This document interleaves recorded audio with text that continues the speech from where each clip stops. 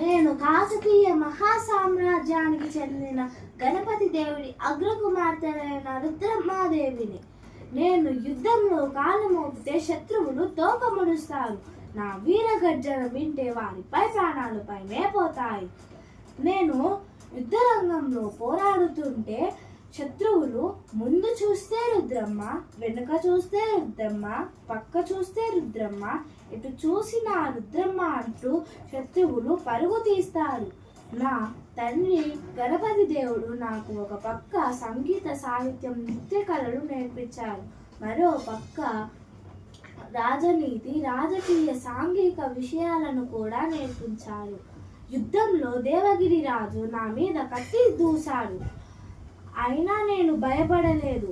పురుష వేషం ధరించి అతన్ని ఓడించి విజయం సాధించాను. ఆంధ్రదేశం చరిత్రలో మా పరిపాలనను ఒక స్వర్ణయుగంగా భావించేవారు. నేను మా రాజ్యంలో కాలువలు తవ్వించాను, శ్రీ విద్యకు బాటలు వేశాను, గోపురాలు కట్టించడంతో పాటుగా ప్రజలకు నచ్చే విధంగా, అందరికీ నచ్చే విధంగా ధైర్య శౌర్య సాహసాలతో ఒక వేగు చుక్కలా నిలిచాను. జై రుద్రమ్మ.